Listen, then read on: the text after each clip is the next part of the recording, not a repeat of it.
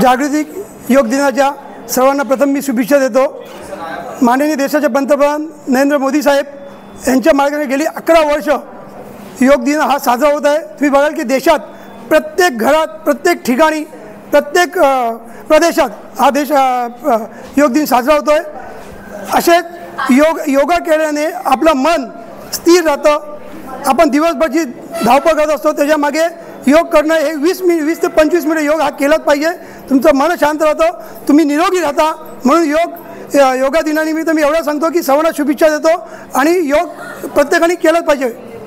सर्वप्रथम मी सगळ्यांना नमस्कार करते आणि योग दिनाच्या, जागतिक योग दिनाच्या आजच्या दिवशी सगळ्यांना ठाणेकरांना शुभेच्छा देते।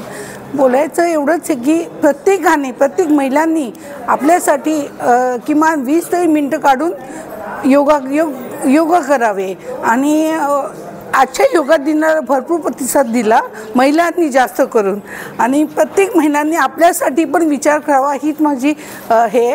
आणि आजच्या दिनाच्या परत एकदा सांगते शुभेच्छा। चा योग दिन स्नेहाताईंनी अतिशय उत्साहाने आणि चांगल्या पद्धतीने साजरा केलेला आहे। आम्हाला खूप आवडलं आणि आम्ही सर्व ज्येष्ठ नागरिक खूप खुश आहोत आणि त्याप्रमाणे आम्ही आमच्या जीवनामध्ये योग करत राहू। आजच्या योग दिनाबद्दल मॅडमनी सगळंच सांगितलं आहे आणि आज आम्ही ज्येष्ठ नागरिकांना हे संधी दिल्यामुळे स्नेहाताईला फारच थँक्यू सांगते मी। साधना किंवा जीवन पद्धती आहे की जी मनाला आणि शरीराला दोन्हीला वळण लावते।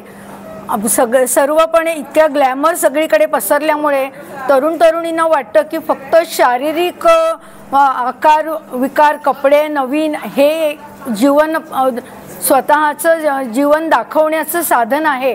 पण काही काळानंतर त्यांना समजतं की या संपूर्ण फास्ट लाईफमध्ये मनाला वळण देणं पण तितकंच गरजेचं आहे आणि योग साधनेमधून मन आणि शरीर दोन्ही सशक्त होतं। म्हणून सर्वांनी योग करावा।